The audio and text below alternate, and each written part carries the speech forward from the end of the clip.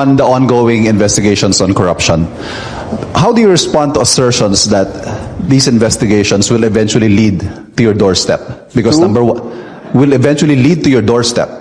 Because number one, you signed the budget, you have direct supervision over those you appointed who may be involved, and of course you hold sway over your political allies in both houses of Congress whose names are now being floated, led of course by the former speaker and your cousin, Martin Romualdez. Well, I'm confident because I know what we did or did not do.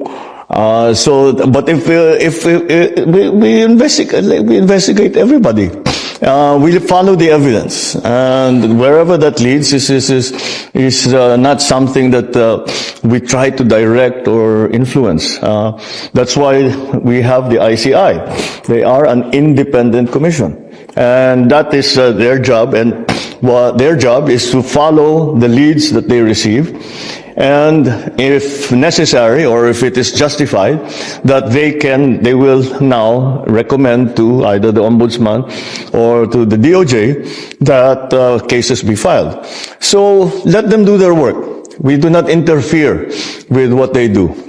Wherever it may lead, sinabi ko na nga yan, wala naman tayong tinatago, wala tayong, malakas. I know that there are several, the opposition would love to bring me into this, to include me in all of this. But that's politics. That is not to do about corruption. That is to do about politics. Gusto nila akong tanggalin. Well, yeah, sige, kaya nila gagawin lahat yung mga gagawin nila. Pero nandyan ang ICI para silang gagawa ng pag-aaral, paghabol ng ebidensya, pag-verify sa mga kwento, sa mga sumbong, sa mga impormasyon na natatanggap nila. And I'm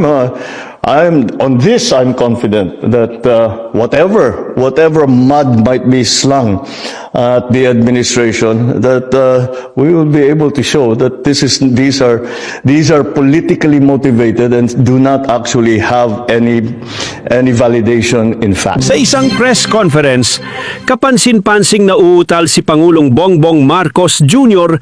nang tanungin siya tungkol sa isang investigasyon kung saan siya umano'y direktang nasasangkot. Imbes na diretsong sagutin ang tanong, umiikot-ikot ang kanyang sagot na tila iwas sa issue. Dahil dito, umani siya ng batikos at nagdulot ng mas maraming tanong kaysa sagot mula sa publiko at media.